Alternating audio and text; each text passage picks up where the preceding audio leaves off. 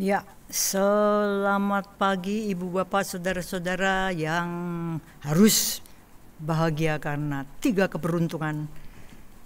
Sudah mulai hafal kan? Harus bahagia karena beruntung terlahir di alam manusia sebagai manusia. Yang kedua, jangan lupa berbahagia karena beruntung kenal ajaran kebenaran Dhamma. Dan yang ketiga, ini penting sekali, jangan lupa bahagia karena masih hidup. Sungguh beruntung kita karena masih punya kesempatan untuk terus melakukan karma baik.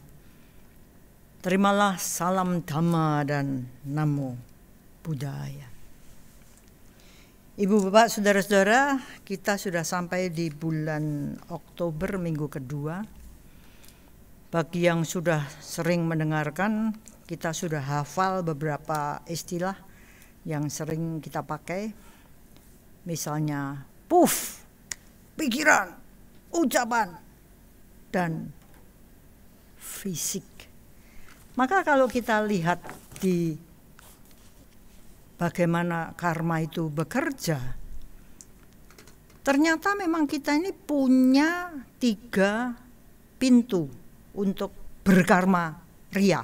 Bisa karma baik, ria, atau karma buruk. Semuanya lewat 3 pintu itu. Di dalam diri, pikiran itu melakukan karma. Kita lihat orang lain, kita nggak ngerti karma dia dalam pikiran. Orang lain juga nggak ngerti apa yang terjadi dalam pikiran saya. Tapi begitu ini terwujud keluar, maka 2 pintu yang lain itu kita bisa lihat dan orang bisa lihat kita. Yaitu apa? Karma ucapan dan karma fisik. Nah, yang menarik adalah kalau kita ini mikir ucapan, mikir karma fisik, itu kelihatannya jelas dan kelihatannya sangat berwujud gitu ya. Sering kita lupa bahwa ini 2 pintu ini terbuka, sebelumnya ini itu sudah ada karma pikiran. Dan kalau kita lihat betapa pentingnya pikiran, karena dia ini membuka, mewujudkan karma ucapan dan karma fisik. Mari kita lihat bagaimana pikiran ini bekerja yang ternyata dipicu oleh objek indera. Jadi kalau kita sekali lagi 6 indera ya, bukan panca indera, yang paling samar tapi paling penting dan sebenarnya ini paling berkuasa, ini mulai bergerak karena ada objek indera pada 5 indera yang lain. Jadi saya lihat sesuatu, terjadi penglihatan, jebret, kalau itu Bu Susan nerangkan dengan neuroscience, kita lihat itu masuk ke dalam pikiran dan mulai gerak. Buah pikir yang bergulir di dalam pikiran, buah pikirnya ya, kalau pikirannya itu hanyalah indera, buah pikirnya ini yang bergerak sebagai the reacting part of the mind, bagian pikiran yang bereaksi. Dalam bahasa Palinya kita disebut sangkara. Maka sangkara ini jebret bekerja, langsung menggerakkan wedana kita yang kita tangkap dalam rasa fisik menyenangkan atau tidak menyenangkan. Sebenarnya kalau kita lebih sensitif lagi, kita ketangkap juga napas kita juga mencerminkan apa yang terjadi di pikiran. Jadi kita bisa melihat pikiran, kita bisa lihat fisik, itu jembatannya itu ada di napas dan rasa, sensasi tubuh, menyenangkan, tidak menyenangkan. Pada awalnya kalau kita lihat itu ting-tung yang sangkara memicu wedana, wedana memicu sangkara, itu ting-tung-tingtungnya ini itu masih terjadi dalam pikiran di awalnya itu masih rendah gitu ya. Tapi kalau makin lama dan kita mengikuti itu dengan cara berpikir, proses berpikir dimulai, maka kalau seandainya pikiran itu dibelkan gelas, maka ini kan semakin lama makin penuh, dan pada waktu tumpah itulah terwujudnya karma ucapan atau karma fisik. Maka kalau kita amati, pertama-tama kan kalau misalnya kita bicara tentang kotoran batin, itu kan pertama saya jengkel, cuman lihat aja saya ini sebenarnya sudah menunjukkan sangkara wedana. Itu kalau saya pelihara, saya lipat gandakan, akan lama-lama tumpah dengan lama-lama puok. Itu karena dimulai dari pikiran yang kemudian bergulir buah pikirnya, makin lama makin mendekati permukaan, meledak dalam karma ucapan atau karma fisik. Gitu ya, masih ingat ya. Nah, karma baik, karma buruk, ini semuanya tergantung dari persepsi kita, namanya sanya, ingatan kita, gudangnya pemahaman kita. Nah, proses ini terjadi berulang sampai muncullah pola kebiasaan. Makanya kalau ada yang teori mengatakan nasib itu dibikin dari beberapa faktor, bermula dari pikiran. Jadi buah pikirnya gimana, kalau diulang terus muncullah tindakan. Tindakan ini artinya karma. Karma itu dalam ucapan atau dalam fisik. Ada dua ya. Tindakan dijalankan terus, jadinya kebiasaan. Kebiasaan dijalankan, jadinya watak, karakter terus gitu diulang, jadilah nasib. Makanya nasib baik dikatakan bermula dari buah pikir yang baik, sehingga pikiran kondisinya baik. Sebaliknya nasib buruk kalau diurut ke belakang bermula dari pikiran yang buruk. Karena apa? Buah pikirnya dibiasakan buruk. Nah, kebiasaan ini menarik sekali, itu menemani kita dalam detik-detik kehidupan. Gitu ya. Kita kena satu rangsangan dari luar, kena menjadi objek indera, ketangkap sama indera, itu menimbulkan tuing. Kebiasaannya apa? Muncullah pemahaman kita. Makanya kalau misalnya saja yang terkenal itu gelas kosong, gelas isi. Ini kalau dilihat ya sama-sama benar toh. Ini kamu lihat apa? Gelas setengah isi. Orang lain bilang setengah kosong.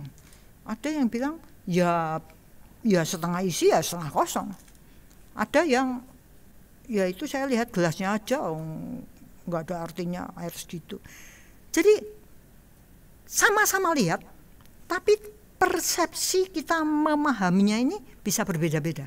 Itu sebabnya kalau kita mengerti bahwa setiap orang ini punya kebiasaan memikir, menganalisa, mengambil kesimpulan, kita bisa ngerti sebenarnya yang namanya kebenaran itu apa. Ya, ibaratnya yang terkenal juga, kalau kita lihat di situ misalnya meja itu, kalau mejanya itu di situ kita lihat itu kakinya 4, ada papan kaki 4. Kalau itu saya putar jebret, itu bisa tidak kelihatan kaki 4, kelihatannya kaki 2. Tapi kalau saya putar gini, orang nggak bisa lihat kakinya, dia bilang ada papan. Jadi yang benar yang mana? Orang buta ibaratnya, melihat gajah, kalau yang lihat kakinya, oh gajah itu pilar kayaknya. Kalau yang dapat ekornya, oh kayak sulak buat bersih-bersih ada bulunya gitu. Ya, kalau yang pas lihat tubuhnya kayak tembok ini ya. Kalau yang lihat telinganya kayak kipas ini. Kalau yang lihat belalainya ada lubangnya kayak pipa ini. Jadi kalau kita melihat bagaimana hal-hal terjadi, sebenarnya kita ngerti ya bahwa kita bertengkar itu sebenarnya juga aneh loh. Wong kita sama-sama tuh sebenarnya nggak melihat realita. Apalagi kalau kita kaitkan dengan anicca, semuanya tuh cepat sekali berubah. Anicca. Tidak kekal. Maka apa yang kita persepsikan butuh waktu, sebenarnya ini sudah berubah. Kalau kita belajar filsafatnya anicca, itu dulu di Singapura Wena sama saya ngekek karena sebenarnya kita tuh seperti orang buta. Minggu lalu Bu Susan ngomong tentang iri hati ya, itu karena tidak bisa melihat kebenaran alias buta pandangan benar. Tapi kalau dilihat dari keseharian, sebenarnya kita ini banyak kali kita ini seperti orang buta. Tapi kita bersikukuh, aku yang benar. Dia juga bersikukuh, aku yang benar. Kalau kita lihat anicca, kita lihat anatta, kita lihat dukkha, kita lihat sebenarnya kebenaran apa sih? Maka mungkin kita nggak gampang bludrek ya, nggak gampang darah tinggi, kita nggak gampang stroke karena ketegangan itu bisa kita cairkan lewat humor, lewat pemahaman benar, lewat senyum, lewat awak dhewe padha edane. Ini kita semua gila semua, lerem. Saya mau mengajak ibu bapak saudara-saudara melihat satu kasus yang saya renungkan. Ini kasusnya ini menarik. Ada orang tua umurnya 90, besar gitu ya, kalau 9 dekade sudah punya buyut ya. Maka anak-anaknya yang karena sukses itu kan anak-anaknya banyak yang sudah pindah luar kota, punya rumah sendiri-sendiri, datanglah. Menarik sekali responnya orang tua ini terhadap kedatangan anaknya. Karma ucapannya apa? Yang pertama itu gini, kok ndadak teko to? Kok ndadak teko to apa ya? Kok datang segala? Kok perlu-perlunya datang to? Kok perlu-perlunya datang to? Jadi baru datang aja disambut dengan sepertinya aku nggak butuh kedatanganmu. Yang jadi anak datang dari jauh, naik mobil karena pandemi, disambut dengan kok perlu-perlunya datang. Terus kan ini anak-anaknya bawa makanan toh, nanti kan dimakan bareng-bareng itu. Orang tuanya ngomong gini, kok perlu-perlunya bawa makanan. Ini dibawain ini. Terus anak-anaknya ini wong sukses itu, kasih angpau lah. Orang tuanya kembali lagi ngomong, kok perlu-perlunya ngasih angpau. Saya melihat hal ini tuh mikir gitu ya, wah ini menarik sekali. Diberi kedatangan, diberi makanan, diberi duit, kok semuanya tidak berkenan. Tapi kalau ditanya, dia ngomong, ya seneng sak janjani. Sebenarnya seneng, tapi gengsi, jadi ngomongnya, aku nggak butuh. Padahal kalau benar-benar nggak dijalankan, sakit hatinya setengah mati. Mengapa tidak dikatakan aja, makasih ya sudah ingat orang tua. Lain ya. Saya mikir-mikir, kenapa hal ini terjadi? Bagaimana kalau seandainya kita ini punya pandangan benar? Karena jelas-jelas orang tua ini tidak memiliki pandangan benar ya. Kita lihat, sebenarnya orang tua yang sudah mau mati karena sudah umur 90 mau apa lagi. Ini nggak bisa melihat anicca bahwa dia tuh sudah nggak seperti aku masih seperti yang dulu, nggak gitu lagi. Anaknya itu sudah gede tua, ya sudah besar dan sudah tua juga. Nggak melihat bahwa sudah waktunya gantian. Orang tua masih menganggap aku ini di atas. Orang tua juga lupa bahwa bakti pada orang tua itu bagus untuk si anak, karena anak ini menanam karma baik. Dia nggak ngerti atau tadi ketutup sama gengsinya bahwa aku yang harus memberi, jangan sampai aku tangan di bawah, aku harus tangan di atas. Maka kalau kita lihat banyak orang tua tuh merasa gengsi, malu menerima, sudah terbiasa jadi pahlawan tadi, tangan di atas, nggak mau di bawah. Dia maunya berkorban, maunya memikirkan anak. Sebenarnya kalau kita lihat konfliknya besar di sini. Kalau ditanya orang tua tuh, Bu, kepengen anaknya sukses apa gak? Oh, dan Pak gila apa? Ya jelas aku pengen anak sukses. Tapi kalau anak dididik dengan cara seperti itu, sama saja dengan dia itu melarang anak membangun faktor sukses. Padahal sukses itu bisanya terjadi itu karena faktor-faktor suksesnya kumpul. Jadilah sukses. Inilah buah perbuatan baik.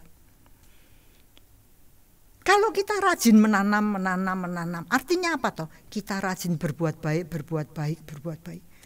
Maka tidak pelak lagi suatu ketika pastilah kita ngunduh, pastilah kita menuai. Nah, dalam kasus tadi terjadi yang menarik. Orang tua sebenarnya menanam kebajikan waktu muda, anak bertumbuh dan memberikan kasih sayang, memberikan hadiah, memberikan perhatian. Tapi orang tua menolak buahnya kebaikan dia sendiri. Kan jadi aneh juga ya. Wong ngunduh buah-buahnya sendiri kok ditolak, tidak dihargai. Orang tua tidak mendorong kebiasaan anak untuk menanam karma baik. Jadi orang tua ini punya dua karma buruk, yaitu apa? Buahnya tidak dia terima dengan baik dan melihat anaknya nanam tidak dianjurkan, tidak didorong, tidak dimotivasi. Kalau seandainya orang tua itu dituruti, pandangan salahnya itu dituruti, inilah yang akan terjadi.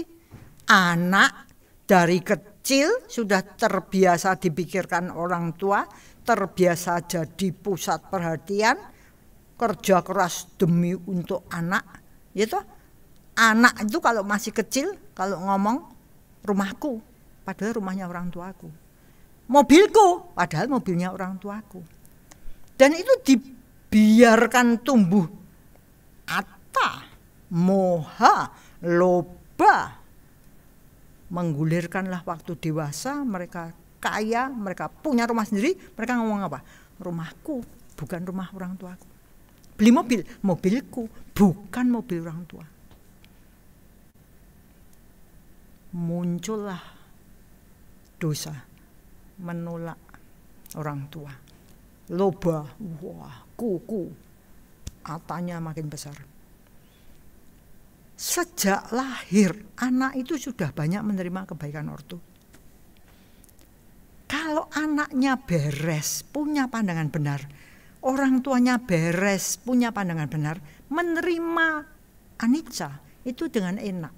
Nah sekarang sudah dewasa toh kamu, aku yang sudah tua toh, gantian dong. Kalau kita pengen sukses, kita harus tahu budi, harus banyak tanam kebaikan. Kita harus membiasakan diri punya pandangan benar. Orang tua juga gitu, anak juga gitu. tahu budi pada orang tua itu tidak cukup, karena harus juga orang tua kita itu sebenarnya berkehidupan. Semua orang tua itu mungkin pernah jadi orang tua kita. Harus tanam kebajikan. Cuman tentu saja kalau bisa nanam kebajikan itu pada orang yang luhur, supaya buahnya bunder, buahnya maksimal. Nah, dengan pandangan benar yang kita miliki, semuanya itu cuman saling ya.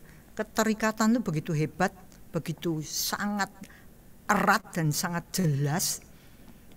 Kita lihat kalau kita ngalami hidup lewat indera tentu saja ya, maka kita harus pandai-pandainya belajar. Itulah yang membuat kita tuh naik tingkat.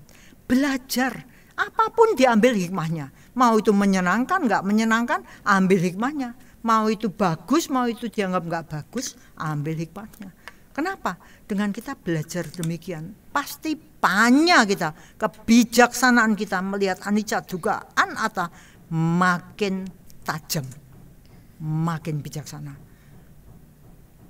Dan hal itu bisa dengan gampang, saya katakan gampang, karena jalurnya jelas. Kalau ada hal-hal baik, ayo belajar meningkatkan supaya kita lebih baik. Jadi jangan ngomong aku kan sudah baik.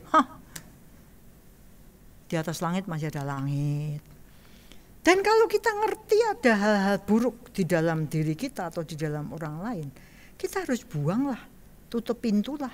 Jangan sampai kita ini sama seperti sebelumnya, kotornya.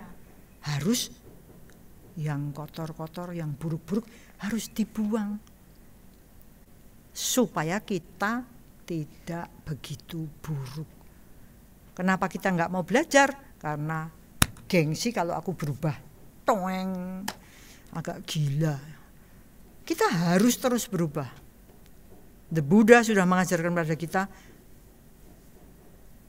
ke atasnya tuh nibbana loh. Ke atasnya tuh nol dari kotoran.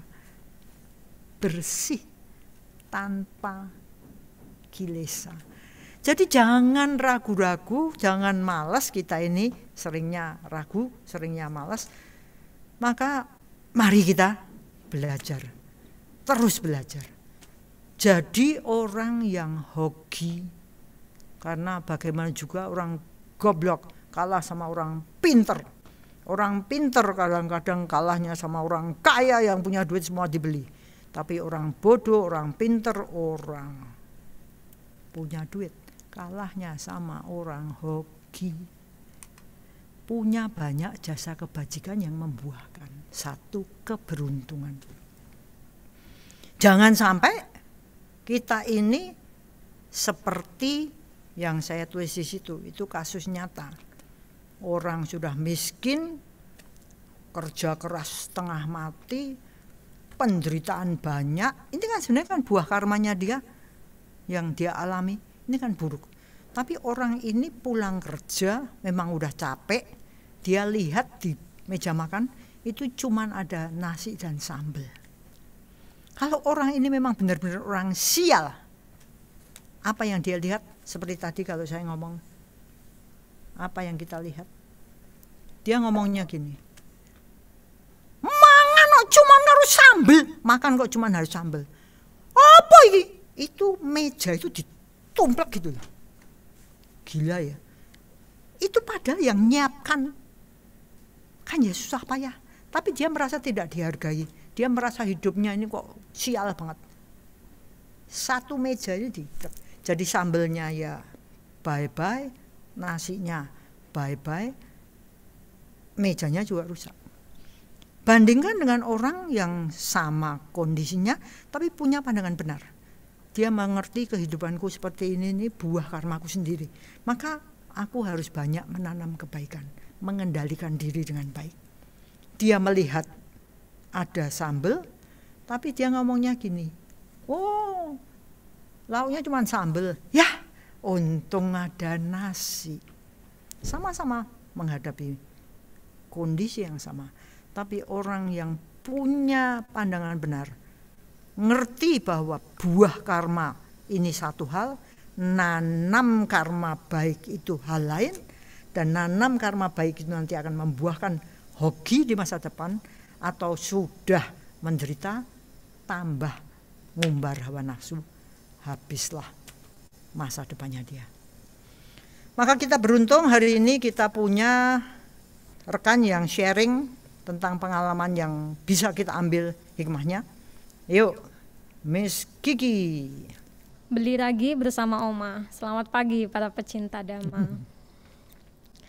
Hari ini saya akan membawakan satu tema yang sederhana namun penting, yaitu bersyukur. Saya akan menjelaskan lebih mendetail lagi tentang bersyukur di hidup saya. Bersyukur yang pertama sudah sering disebutkan sih, tapi tidak apa-apa, akan saya ucapkan lagi. Saya bersyukur karena saya berada di tempat yang sesuai.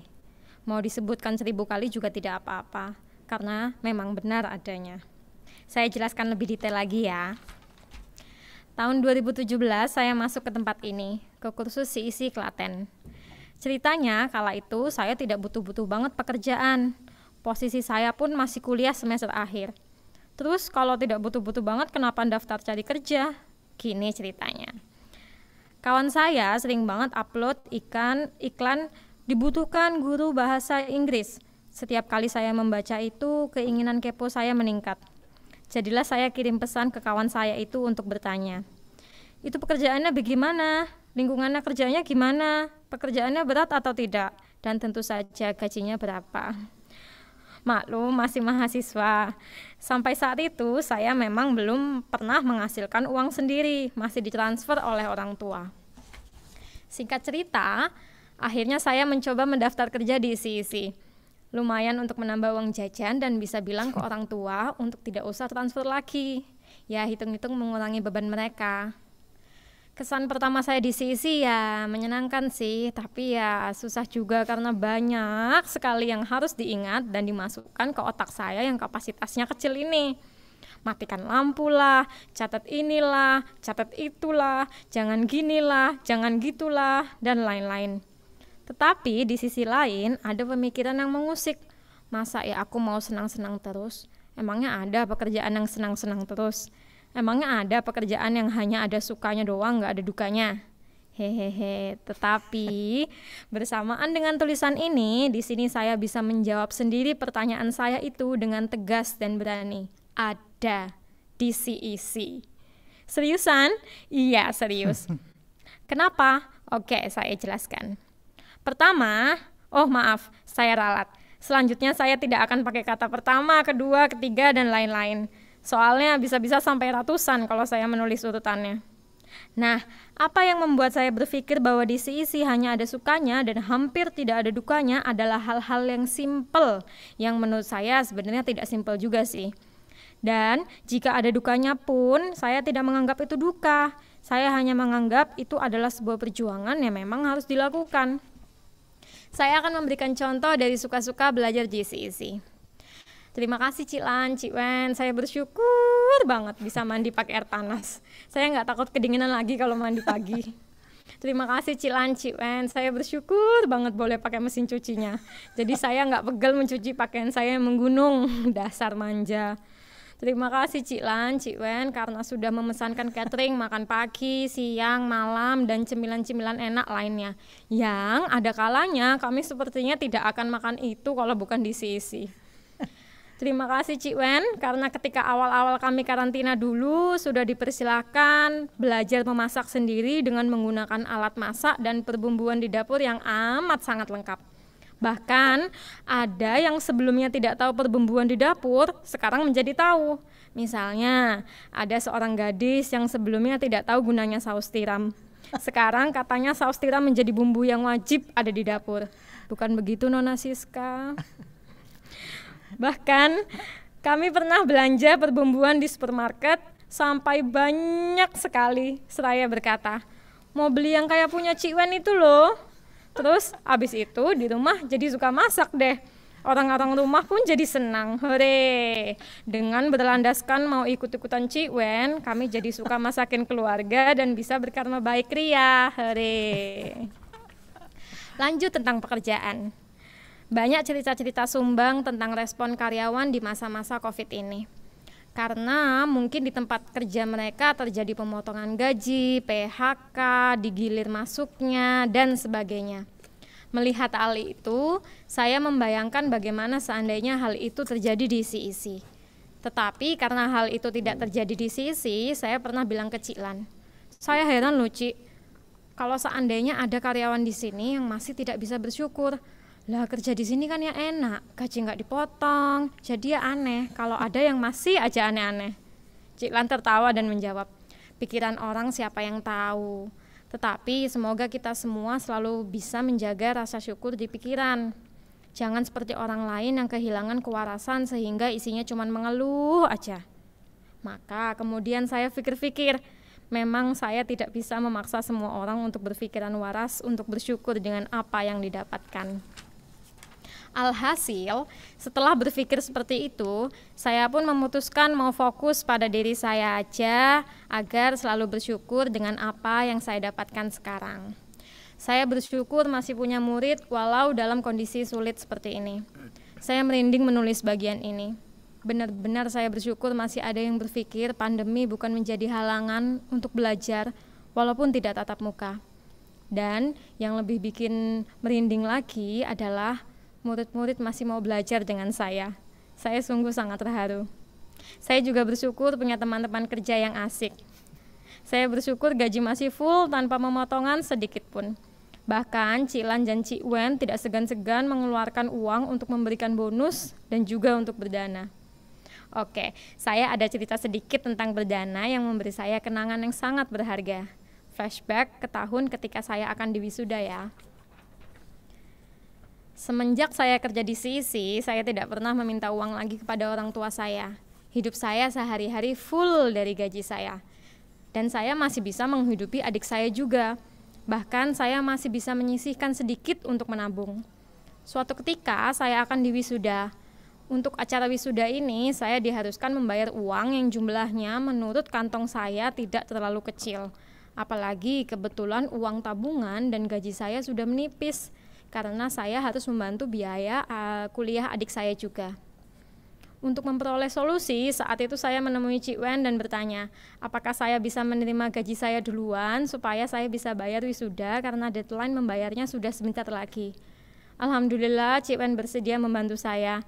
Malahan Cik Wen pun ikut berpendapat bahwa setahunnya kebutuhan wisuda memang banyak, mulai dari kebaya, sepatu, makeup, dan lain-lain.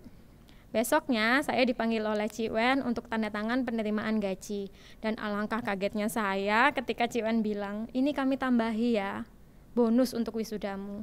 1 amplop diulurkan. Memang saya belum tahu jumlahnya, tapi saya sudah langsung menahan air mata saya. Gengsi dong kok nangis depan Cik Wen.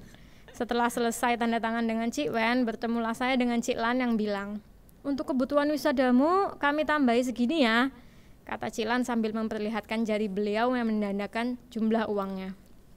Saya kembali berterima kasih sambil terharu dan tetap dong, gengsi mau nangis walau sudah tertahan banget. Pas sampai kamar saya baru saya nangis deres. FYI nulis ini pun saya sambil nangis.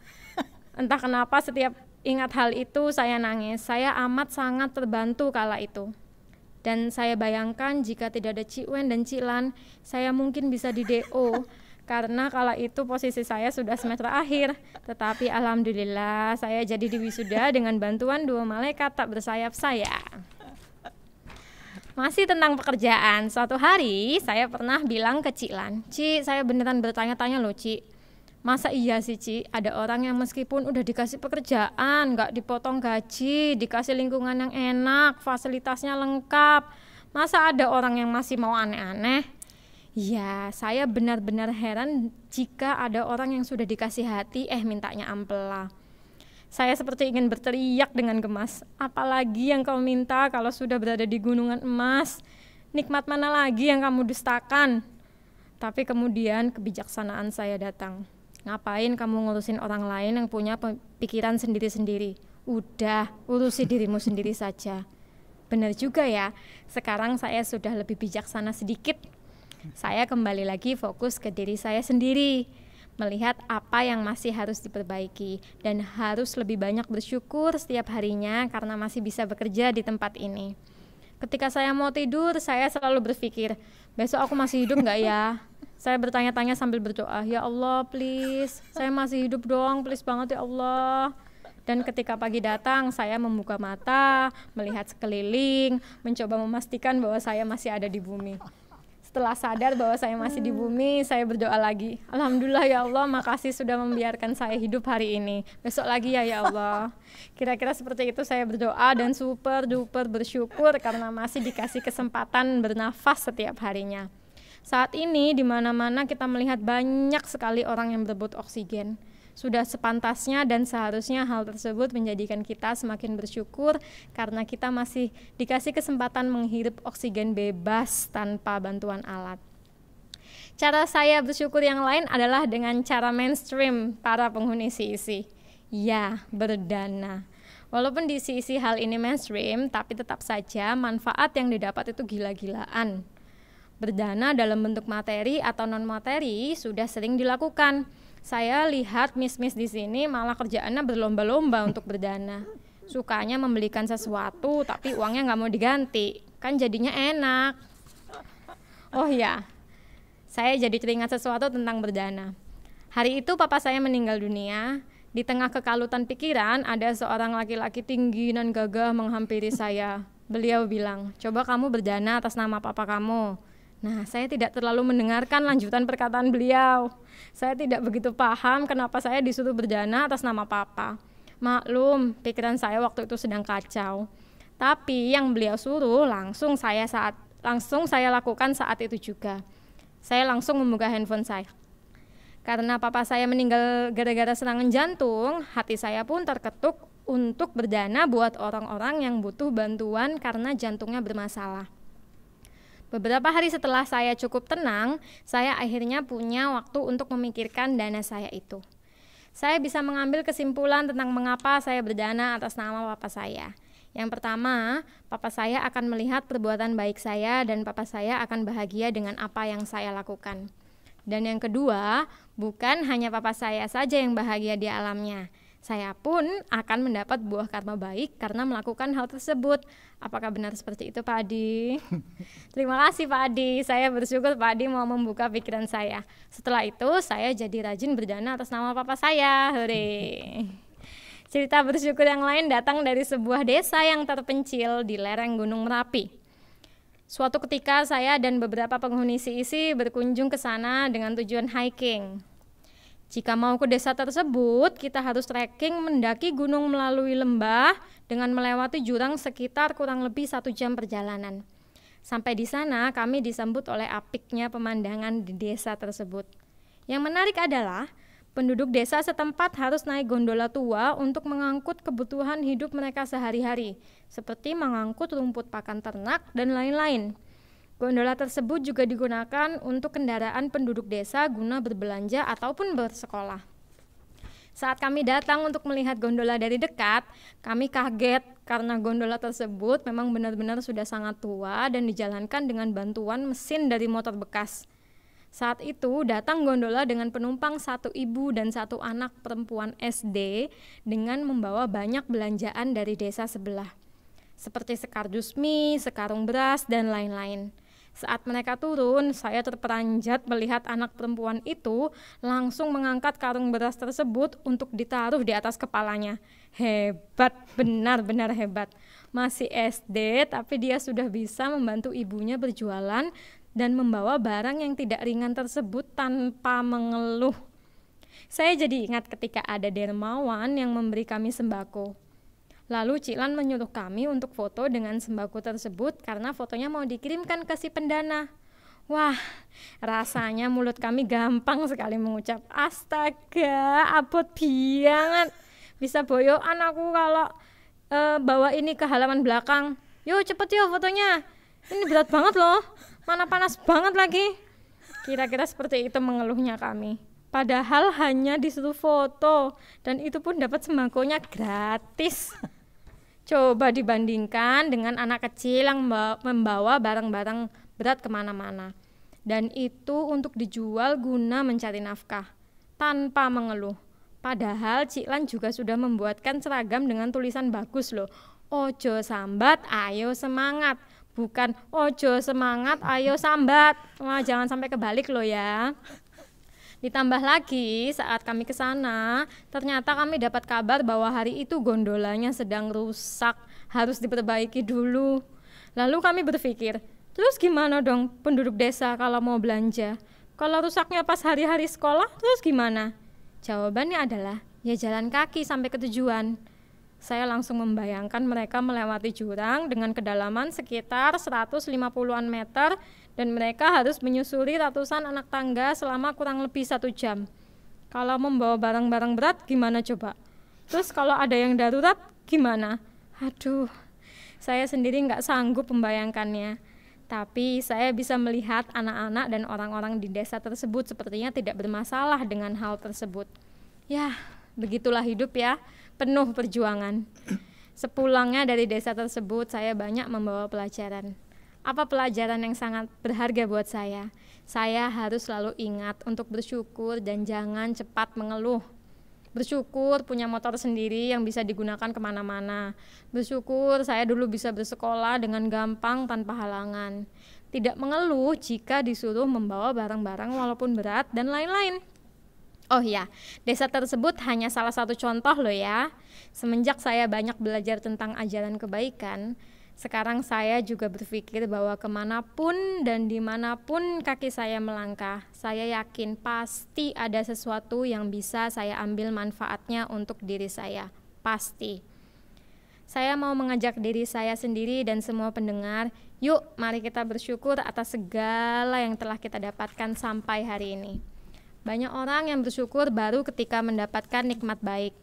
Lalu jika harapan dan cita-cita kita tidak tercapai, langsung kita ngelokro, langsung sedih, langsung kecewa. Padahal sebenarnya kita sudah memiliki hal-hal lain yang patut untuk disyukuri. Seperti yang selalu Ciklan katakan di awal Dhamma Desana setiap hari Minggu. Bersyukurlah kita terlahir sebagai manusia, bersyukurlah kita masih hidup, dan bersyukurlah kita masih diberi kesempatan untuk belajar banyak tentang ajaran kebaikan. Oke, saya akan tutup dengan sebuah cerita pendek yang pernah saya baca dan menurut saya sangat ciamik. Maya lahir sebagai seorang yang difabel. Ia harus menggunakan kursi roda karena kedua kakinya cacat sejak lahir. Namun, semangat hidupnya tak pernah padam. Ia bahkan mampu menjalankan usaha toko bunga yang cukup sukses di sebuah kota. Seseorang pernah bertanya kepadanya, apakah kamu tidak merasa malu atau kesal dengan keadaanmu sekarang? Maya tidak marah mendengar pertanyaan tersebut. Ia malah menjawab sambil tersenyum. Hidupku berharga di mata Tuhan. Bunga bakung di taman saja diberi keindahan olehnya. Tentu saja Tuhan lebih mengasihiku dibandingkan bunga bakung tersebut, bukan? Jika Tuhan saja mengasihiku, bagaimana bisa aku tidak mengasihi diriku sendiri?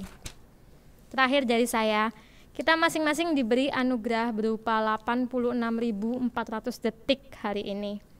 Sudahkah kita menggunakan sedetik saja dari hadiah tersebut untuk mengucapkan terima kasih dan bersyukur? Beli sayur sambil bergaya. Semoga semua makhluk bisa bersyukur dan berbahagia.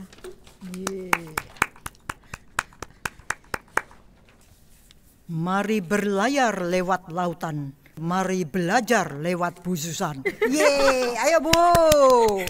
Wah, ternyata di Klaten itu banyak orang yang bisa bikin pantun ya Bu. Berarti besok saya mau ke Klaten deh, mau belajar. Sebelum saya masuk ke bersyukur, karena tema yang diangkat oleh Miss Kiki itu adalah bersyukur, kita akan lihat satu ulasan tentang bersyukur dari Sadhguru.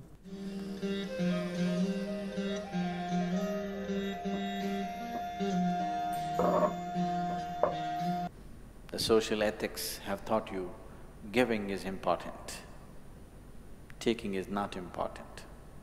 Yes, taking is not important, taking is ugly, but receiving is very important. If you do not understand that you anyway, everything that's worthwhile in your life, you're actually receiving.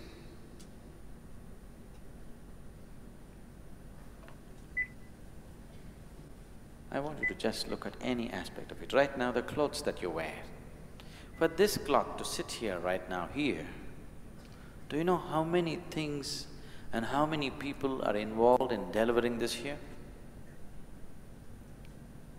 Somebody planted a cotton seed, that plant growing up, 1,000,000 organisms were involved in making this plant grow up, and then the cotton, you know the whole process in Tamil Nadu, from ginning to weaving to spinning to weaving to everything.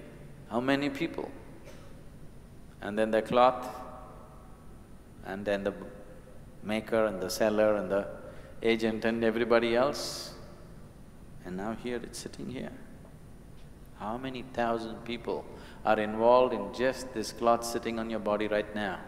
The food that you ate, for it to get into your system, how many people and how many different lives have participated in making this happen? None of these things you could do all by yourself, isn't it? If you understand this and if you receive this gracefully, you will be overwhelmed with gratitude. If gratitude becomes your very life breath, you will also become very receptive. When you're grateful, you're very receptive.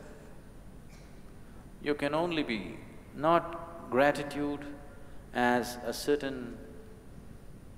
You know, people have always told you 3 magic words, one of them is thank you, not a cultivated gratitude. Gratitude happens to you when you are overwhelmed by something or somebody. Suppose you were very hungry, very, very hungry, you thought you were going to die. Somebody just gave you a piece of bread. Now tears of gratitude will come to you. That same piece of bread, if they gave you a loaf some other time when you're well, it wouldn't have meant anything to you. But at that moment, that piece of bread, when you look at that person who gave that piece of bread to you, enormous gratitude, because you're overwhelmed by the experience.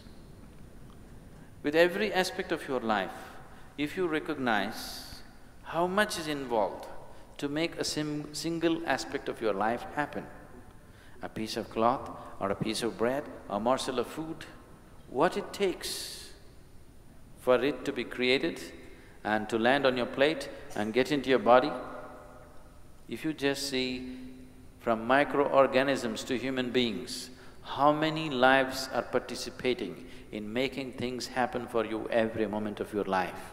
If you are conscious of it, if you peel your eyes and look at it properly, you are overwhelmed with gratitude, because you could never do this by yourself. Never, never, never do this by yourself. If you're overwhelmed with gratitude, you're in an extremely good state of receptivity. Gratitude is also a state of surrender. Please say this. When you're grateful, you very naturally bow down. Nobody has to tell you. I don't know if you have noticed this. Even if somebody does not belong to Eastern cultures, where bowing down is not at all a part of their culture, but when they're grateful, they will stand little bent. Have you noticed this? They won't stand like this when they are full of gratitude. When they're grateful, they naturally… There is a need to bow down. Being overwhelmed with gratitude and surrender are not different. Instead of surrender, we could talk the language of gratitude, because it still accommodates your ego a little bit. Surrender's too… it's too pure, too much pure, in that there is no room for any of your nonsense. In gratitude, you can still be there a little bit. If gratitude happens as step 1, surrender will naturally follow. Bapak Ibu, menarik ya apa yang dikatakan Sadhguru tentang bersyukur. Satu hal yang saya garis bawahi dari Sadhguru tadi begini. Bersyukur itu masih mengandung ego. Menarik ya. Ternyata itu bersyukur itu masih mengandung ego. Jadi masih ada ata begitu. Nah, sementara kalau berpasrah atau berserah diri itu kita itu benar-benar sepenuhnya itu menyerahkan diri kita tanpa ata. Ini menarik ya. Tetapi untuk bisa sampai berserah diri itu langkah pertama adalah bersyukur gitu. Nah, jadi kalau Miss Kiki hari ini mengungkapkan tentang rasa syukur, saya kira ini adalah langkah pertama atau langkah awal dari Miss Kiki itu nantinya akan menuju ke situasi di mana Miss Kiki itu akan lebih berserah diri gitu ya, berpasrah. Itu artinya apa? Syukurnya itu tanpa ego gitu. Kalau menurut Sadhguru sih sekarang rasa syukur itu tuh masih dipenuhi ego gitu, masih dipenuhi ata. Tetapi nggak apa-apa, itu adalah langkah awal supaya kita itu bisa meletakkan egonya. Karena tanpa rasa syukur, itu berserah diri itu mungkin sulit kita lakukan, terutama bagi kita yang pikirannya itu masih banyak kilesannya, kira-kira begitu ya. Jadi kalau kita masih banyak kilesannya, untuk sampai berserah diri itu kayaknya perlu bersyukur dulu deh gitu. Jadi ini langkah awal yang harus dilalui. Itu catatan utama saya tentang Sadhguru. Nah, sebelum saya lanjut ke PowerPoint saya yang lain, hal menarik yang saya catat dari pengantar bulani itu begini. Kalau tadi contohnya adalah orang tua yang mengatakan, kenapa sih kamu repot-repot gitu datang ke sini, ulang tahun saya, bawa makanan dan seterusnya.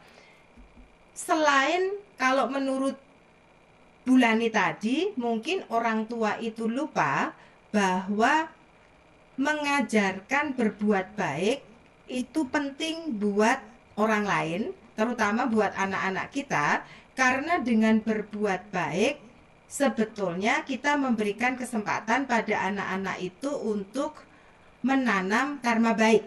Itu kalau ulasan Bulani ya. Tetapi saya melihat budaya gitu, nampaknya di budaya kita itu sopan santun itu menjadi nomor 1 dibandingkan ajaran kebenaran. Ini kalau saya lihat gitu ya. Saya itu pernah begini kok, saya itu jadi lektor. Lektor itu adalah pembaca ayat kitab suci di gereja. Jadi waktu remaja saya itu pernah jadi lektor. Suara saya nggak bagus, nggak merdu, nggak kayak Pak Adi jelas. Juga nggak kayak Miss Kiki ya. Miss Kiki itu suaranya lebih merdu dari saya. Dialek saya gitu, itu deso gitu. Jadi saya itu tuh Jawa banget. Jadi kalau dari segi kualitas suara dan dari segi dialek saya, sebetulnya saya tidak memenuhi syarat untuk menjadi pembaca ayat kitab suci yang baik. Tapi kelebihan saya apa? Itu yang dulu saya nggak tahu. Itu adalah cara saya membaca kitab suci itu seperti saya mendongeng gitu. Jadi bukan puitis, tetapi seperti mendongeng. Bahkan ketika Tuhan bersabda gitu tuh saya bisa kayak suara Tuhan yang bersabda gitu. Jadi kayak dialog. Itu yang membuat ketika saya membaca, konon kabarnya itu orang lebih paham sebelum romonya khotbah, kira-kira gitu. Nah, waktu itu ada seorang romo yang memimpin misa, lalu setelah misa itu menghampiri saya, memuji saya gitu. Bagus banget loh tadi baca kitab sucinya gitu. Nah, saya nggak tahu mendapat ajaran dari siapa, saya itu hanya menjawab terima kasih Romo atas pujian untuk saya. Saya hanya berusaha sebaik mungkin untuk membaca kitab suci, membantu saya sendiri dan orang-orang itu paham gitu. Nah, romonya itu tuh syok gitu Bulani, lihat saya gitu. Tapi saya bisa menangkap raut wajahnya itu mengatakan anak ini sombong banget gitu ya. Biasanya seseorang itu kalau dipuji itu jawaban yang diharapkan Romo ini tuh gini loh. enggak Romo, ya enggak lah, masih banyak loh yang baik gitu. Lalu suara saya aja jelek kok Romo, saya kan jadi malu gitu. Gitu kalau emotikonnya itu lalu kayak gitulah. Itu Miss Kiki pasti tahu emotikon di WhatsApp gitu kan. Nah, saya lalu merasa bersalah waktu itu diberi pujian berterima kasih itu ternyata salah banget gitu ya. Itu kan sebetulnya saya bersyukur atas apresiasi orang gitu. Tetapi di budaya kita itu tuh kayak jawaban yang tidak diharapkan gitu kan. Nah, saya merasa jangan-jangan para anak-anak ini juga senang kalau orang tuanya tuh ngomong gini, ya jangan repot-repot gitu tuh, jangan-jangan ini anaknya senang Bulani. Karena kalau orang tuanya berterima kasih itu mungkin perasaannya kurang ajar banget ya ini orang tua gitu. Saya repot kok nggak dihargai repot-repotnya. Mungkin, saya nggak tahu juga. Ini persoalan budaya. Maka hari ini saya senang karena nampaknya Bulani mencoba memutarbalikkan budaya gitu ya. Bahwa sopan santun, basa-basi itu perlu kita cermati gitu. Itu kadang-kadang bikin kita buta. Kadang-kadang bikin kita keblinger. Kadang-kadang bikin kita nggak punya pandangan benar gitu. Dan kita senang memelihara basa-basi itu.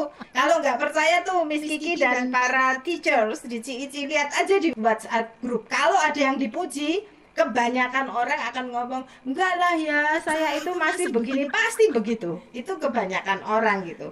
Nah, ini kalau seandainya di WhatsApp group itu ada Bulani, pasti Bulani itu tekstingnya gini, ya nggak boleh gitu, kalian tuh harus bangga dengan dirimu. Ini itu lalu seluruh chatting itu akan berhenti gitu, dan nggak ada yang berani chatting lagi. Ini karena sang suhu sudah mulai bicara dhamma gitu. Ini refleksi saya Bulani, bahwa budaya itu kadang-kadang bisa menghambat kita untuk bersyukur secara benar gitu ya.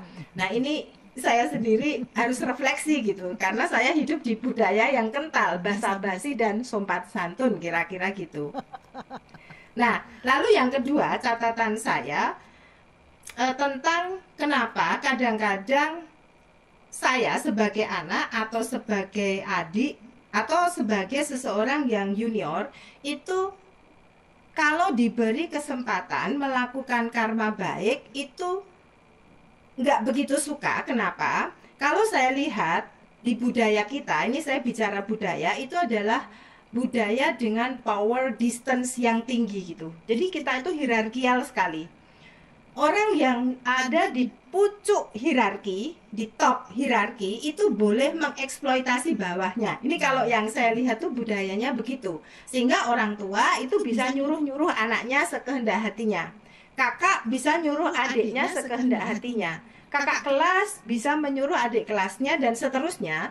Sehingga yang terjadi di tempat kita, baik di keluarga, di tempat kerja, atau di sekolah, bahkan relasi guru dan siswa, itu yang saya lihat, banyak orang itu motivasinya menyuruh itu bukan memberi kesempatan berbuat baik, tetapi eksploitasi. Itu bahasa kerennya itu bahasa Jawa mbaturke gitu.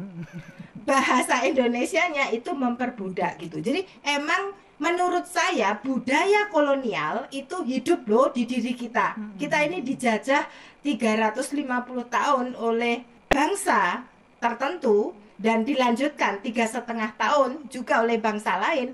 Itu nampaknya mentalitas kaum terjajah dan kaum penjajah itu ada di dalam diri kita. Jadi ditambah lagi budaya kita itu adalah budaya kerajaan.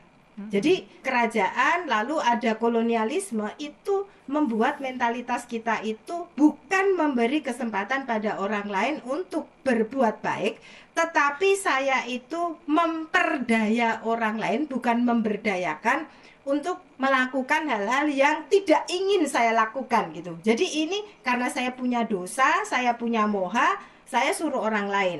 Nah, sehingga mungkin banyak orang juga yang kalau disuruh itu, entah yang menyuruh itu sebetulnya maksudnya adalah memberi kesempatan karma baik, berbuat baik. Tapi karena budaya kita seperti itu, kita tuh enggan melakukan gitu. Awal ya bahasa Jawanya. Nah, ini saya alami juga gitu ya. Jadi saya itu kebetulan selalu jadi orang paling muda ya. Di rumah saya anak paling kecil. Kebetulan kalau di Mudika itu kalau sekarang tuh namanya OMK, Orang Muda Katolik, saya ya paling muda gitu. Ini celaka gitu. Lalu kalau misalnya saya di kampung, itu tuh saya sering disuruh ibu saya mewakili arisan. Ya saya paling muda kan. Nah, itu pengalaman hidup saya itu dimanfaatkan oleh para senior ini gitu. Nah, sehingga kalaupun Bulani itu seandainya saat itu saya ketemu Bulani, lalu Bulani memberikan saya kesempatan berbuat baik, mungkin respon saya akan gini, ini kurang ajar nih Bulani gitu ya. Jadi saya enggan melakukan itu, bahkan kalau saya melakukan, saya tidak dipenuhi semangat melakukan karma baik gitu.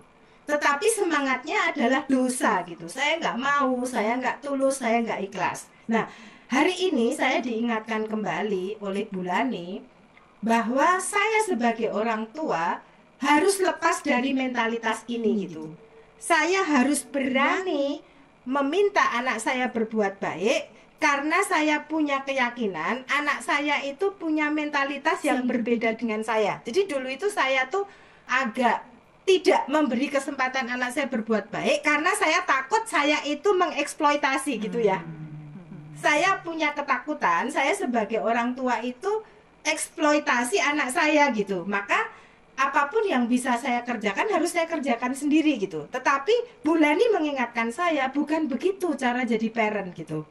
Bisa jadi anak saya itu juga nggak menganggap saya mengeksploitasi gitu kan. Nah maka terima kasih Bulani, hari ini saya diingatkan kembali sebagai parent bahwa memberi kesempatan anak berbuat baik itu memberi kesempatan anak saya mengumpulkan hoki di dalam hidupnya sebanyak-banyaknya. Tetapi yang perlu saya ingat adalah niat saya gitu berarti. Apakah niat saya mengeksploitasi atau niat saya itu memberi kesempatan anak saya menabung karma baik sebanyak-banyaknya. Nah ini catatan menarik saya dari pengantar Bulani ya. Nah kemudian bersyukur itu ini ternyata ini saya gabungkan dengan apa yang dikatakan Bulani dan apa yang dikatakan Sadhguru. Ternyata bersyukur itu bisa terjadi kalau saya paham hukum karma gitu. Jadi kalau saya nggak paham hukum karma, saya itu nggak akan pernah bisa bersyukur gitu. Lalu ternyata kalau saya paham hukum karma, bukan hanya bersyukur, menurut Sadhguru endingnya itu adalah berserah diri gitu atau berpasrah gitu. Nah ini yang menarik bagi saya ya. Jadi saya mencoba menggabungkan itu. Nah ini yang saya lihat dari Miss Kiki ya. Kalau Sadhguru tadi mengatakan bahwa sebetulnya bersyukur itu intinya adalah menerima dengan santun. Ini istilahnya tuh keren ya. Menerima dengan segala hormat loh. Ini bukan hanya menerima, tapi menerima dengan santun, menerima dengan segala hormat gitu. Nah, kenapa kita bisa menerima? Nah, contoh dari Miss Kiki itu adalah gini.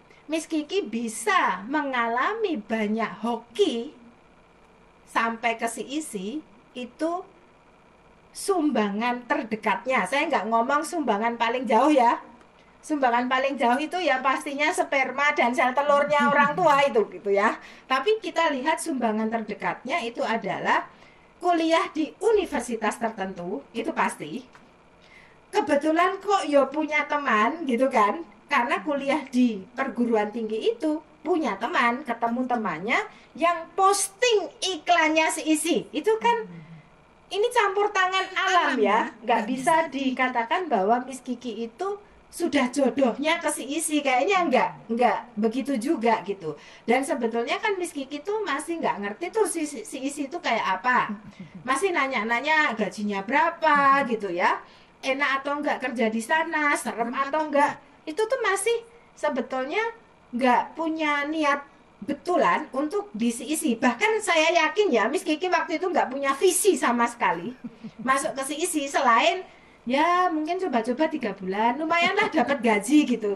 Nanti kalau nggak cocok kan saya juga keluar nggak masalah gitu. Ini saya yakin gitu yang ada di pikirannya Miss Kiki waktu itu gitu. Nah, sumbangsih berikutnya itu adalah tim seleksi di CEC. Kalau tim seleksinya itu nggak menerima Miss Kiki, ya udahlah Miss Kiki itu nggak akan pernah di CEC. Dan saya kira ada banyak faktor lain yang memungkinkan semuanya itu terjadi. Dan saya bersyukur sharingnya Miss Kiki menerima itu semua sebagai hal yang patut disyukuri, itu ya. Jadi Miss Kiki mencoba menerima itu semua, gitu kan. Dan nanti perlu kita lihat apakah Miss Kiki itu juga menerima dengan santun, gitu kan. Karena menurut Sadhguru, bersyukur itu adalah menerima dengan penuh hormat, begitu. Nah, jika kita melihat slide ini, jika kita paham bahwa bersyukur itu adalah menerima dengan penuh hormat, maka menurut Sadhguru, saya akan menjadi orang yang sangat santun di dalam bersyukur dan mau menerima apapun perbuatan baik orang lain. Nah, ini saya belajar dari Bulani ya. Bulani itu ngomong gini loh, Bu Susan, saya mau kasih sesuatu, harus diterima. Oh, ini itu kan yuk sesuatu yang membuat atas saya itu terganggu gitu, membuat ego saya terganggu, Bu. Karena saya ini adalah orang yang sombong. Selama ini saya itu merasa nggak butuh bantuan gitu. Kalau bisa itu saya itu menolong orang sehingga tuh orang akan melihat saya itu dalam posisi yang lebih tinggi. Kalau saya menerima itu posisinya di bawah loh. Tangannya aja di bawah kok gitu. Kalau tangannya di atas itu mencuri gitu kan. Kalau kita ambil barang orang tangannya di atas itu mencuri gitu. Tapi kalau kita itu menerima, tangannya pasti di bawah orang lain. Dan ini mengganggu mentalitas saya, Bulani. Saya itu adalah orang yang paling gak suka dibantu gitu. Saya itu merasa sebagai superwoman gitu. Nah, ketika Bulani ngomong, kenapa Bu Susan harus menerima? Karena Bu Susan itu memberi kesempatan saya berbuat baik. Wah, ini kan saya bingung. Gitu ya, ini basa-basi atau ajaran kebenaran? Itu saya itu waktu itu masih curiga. Jangan-jangan Bulani ngomong begitu supaya saya mau. Gitu. Jadi ini bukan dhamma gitu. Saya itu masih paranoid gitu. Ini Bulani itu karena Buddhism gitu ya, belajar tentang dhamma, tentang ajaran kebenaran, menggunakan itu supaya saya mau menerima. Nah, semakin hari saya semakin merasa ternyata menerima itu perlu kerendah hatian gitu. Menerima itu ternyata harus meletakkan atanya. Itu tuh ikhlas gitu loh, nerimanya tuh tulus gitu. Itu kok sekarang ini saya lebih bisa tulus ketika Bulani ngomong gini, Bu, saya mau kasih entah kakak saya, entah anak saya, entah mungkin Sanata Dharma, entah P2TKP gitu. Saya itu sekarang bisa ngomong terima kasih Bu gitu dengan ikhlas, dengan tulus, karena saya merasa bahwa satu, saya patut bersyukur dan saya patut respect pada orang yang memberi, dan kedua, saya merasa saya telah berbuat baik karena saya itu memberi kesempatan orang lain berbuat baik dan saya itu tulus menerimanya gitu. Ini yang saya pahami. Ternyata kalau kita diberi dan kita nggak tulus menerima, itu karma baik orang yang memberi itu berkurang ternyata gitu. Itu yang baru saya sadari gitu. Nah, maka saya belajar banyak untuk bersyukur dengan segala kerendahan hati atau amoha, ya. Nah, semoga Miss Kiki juga begitu gitu. Karena kalau menurut Sadhguru, bersyukur yang masih moha itu tuh kita belum melihat seseorang yang memberi. Tapi yang kita lihat tuh keuntungan kita itu loh. Bersyukur karena saya bisa makan 3 kali sehari. Bersyukur karena saya itu bisa mandi pakai air panas misalnya. Bersyukur karena saya diberi snack selain catering gitu kan. Bersyukur karena saya itu tidak cacat ya. Bersyukur karena ABCDE. Nah, kalau bersyukur itu baru berhenti di sini, ini menurut Sadhguru belum rendah hati gitu. Masih penuh ata. Kenapa? Karena yang saya pikirkan itu diriku sendiri itu loh. Senangnya itu artinya kalau rasa syukur kita berhenti di sini, jebakan berikutnya adalah loba. Karena saya ingin mendapatkan itu semua gitu. Jadi kalau misalnya suatu saat saya harus berhenti dari si isi misalnya, saya berat banget gitu. Karena semua keberuntungan ini nggak saya dapatkan lagi gitu kan. Nah ini yang menurut saya Sadhguru mengingatkan bahwa bersyukur itu kadang-kadang kalau kita nggak hati-hati itu atanya gede banget gitu. Nah inti bersyukur itu sebetulnya menuju ke saya itu respect dengan orang yang memberi gitu. Jadi kalaupun saya menerima, itu saya menghargai bahwa saat ini saya juga membantu orang yang memberi itu menanam karma baik gitu. Jadi saya tulus banget gitu, saya happy untuk menerima kebaikan orang. Nah, ini yang menarik ya. Bersyukur itu bukan sekedar kata klise terima kasih. Bersyukur itu terjadi jika hati kita itu dipenuhi sesuatu gitu. Sesuatu itu apa? Sesuatu yang membuat saya terharu gitu. Bukan sekedar saya senang menerima sesuatu gitu, tetapi saya terharu, saya tersentuh oleh kebaikan orang itu dan saya ingin berbuat baik pada banyak orang karena saya ingin berterima kasih pada orang itu gitu. Nah, kalau Bapak, Ibu, dan saudara sekalian itu nonton film Pay It Forward, itu kan dia tuh ngomong gini, saya memberi kamu sesuatu, jangan balas ke aku gitu. Tapi berbuat baiklah kepada 5 orang lain yang menurutmu pantas kamu bantu. Nah ini loh, bersyukur itu adalah kamu respect saya, bukan membalas saya gitu. Nggak ada gunanya kamu membalas kebaikan saya. Tetapi kalau kamu respect saya, kamu itu melakukan kebaikan pada banyak orang, itu artinya kamu membantu saya menyuburkan buah karma saya melalui karma baik yang saya lakukan gitu. Nah, saya itu dulu nonton Pay It Forward, itu tuh nggak begitu paham Bulani, terus terang. Kok filmnya tuh ya bagus, tapi tuh nggak begitu mendalam gitu. Tetapi ketika saya belajar arti berdana, arti karma baik, itu tuh saya jadi lebih paham. Oh, Pay It Forward itu mungkin ya, kalau kita mau lihat spiritual value-nya lebih dalam, itu adalah bersyukur gitu. Dan bersyukur yang amoha gitu, bersyukur yang atanya itu diletakkan. Nah kira-kira itu. Jadi Miss Kiki, saya berharap nanti kita semua termasuk Miss Kiki itu kita maju selangkah lagi ya Miss, bareng-bareng ya sama saya gitu ya.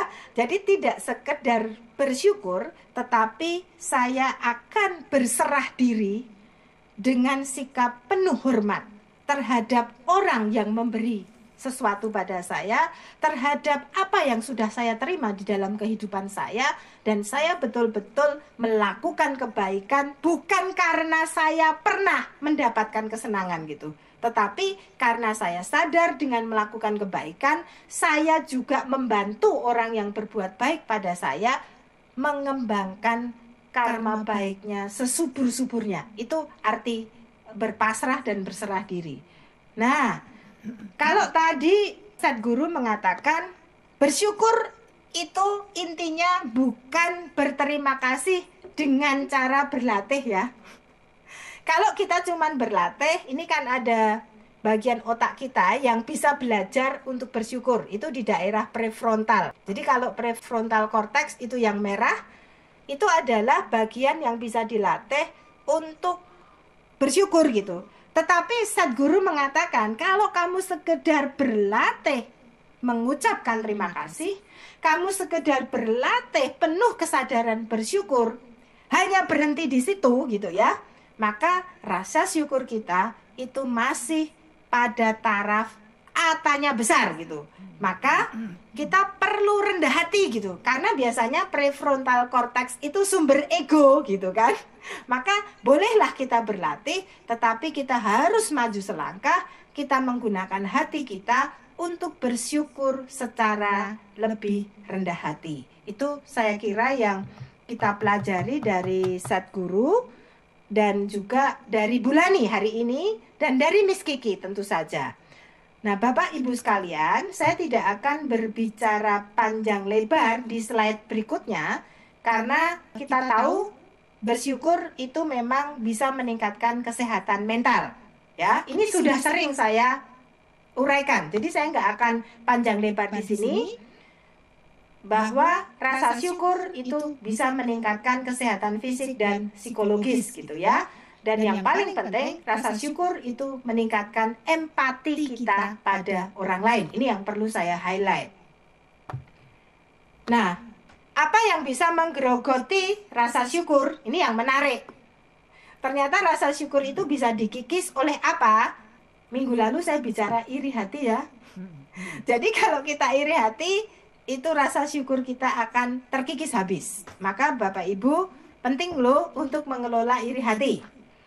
Yang berikutnya, narsisisme. Ini yang sering saya omongkan ya, narsisistik gitu. Jadi kalau teman-teman, kita semua masih suka narsis, coba aja perilaku kita di media sosial ya. Hati-hati dengan ini karena kita bisa mengikis rasa syukur. Nah, sikap sinis tentu aja, kalau kita itu ada orang happy, itu kita nggak suka, kita nggak bisa mudita. Kata Bulani itu pasti orangnya sinis gitu ya. Nah, ini pasti tidak bisa bersyukur. Dan yang terakhir yang saya garis bawahi, karena ini paling ngeri, ini budaya ini sedang kita rasakan saat ini, yaitu materialisme. Ya, kita ini sekarang hidup di budaya apa-apa itu penting gitu kan. Nah, saya ingat Dalai Lama itu mengatakan, manusia diciptakan untuk dicintai. Itu ya. Lalu barang-barang itu diciptakan untuk membantu menopang hidup kita. Ini Dalai Lama mengatakan gitu. Tapi sekarang pola pikir kita itu begini. Barang-barang diciptakan untuk saya cintai. Dan manusia lain diciptakan untuk membantu saya mendapatkan barang-barang yang saya cintai itu gitu. Nah, ini menarik. Budaya kita itu materialisme. Hati-hati dengan ini karena kita tidak lagi bisa bersyukur karena kita merasa orang lain itu adalah alat bagi kita untuk memperoleh barang-barang. Bapak Ibu sekalian, saya nggak pandai berpantun. Saya akan menutup. Tanggapan saya hari ini adalah ketika kita mempraktekkan bersyukur, maka akan tumbuhlah sikap hormat kita pada orang lain. Semoga semua makhluk berbahagia. Semoga hari ini kita berbahagia. Sadu, sadu, sadu. Ya, demikian sesuatu yang selalu setiap minggu bisa kita ambil untuk membuat kita sedikit lebih baik. Tapi selalu saya katakan sedikit-sedikit boleh, tapi lebih baik banyak-banyak gitu ya. Jadi lebih cepat kita mencapai ketentraman, bebas dari loba, bebas dari dosa, dan bebas dari moha. Bu Susan tadi waktu saya bikin pantun tadi kok juk-juk cempling gitu. Jadi kalau sekarang saya mau nutup pantun lagi sudah tidak bisa. Jadi kita sama-sama goblok berpantun. Terima kasih saudara-saudara. Teruslah berjuang, mari kita terus berjuang. Karena bagaimana juga suatu ketika kita pasti mati dan kita harus bawa pesangon yang baik. Dan itu bukan materi. Selamat berkarma baik, Ria. Semoga semua makhluk bahagia dan semoga yang terbaik datang pada kita semua. Sadu, sadu, sadu.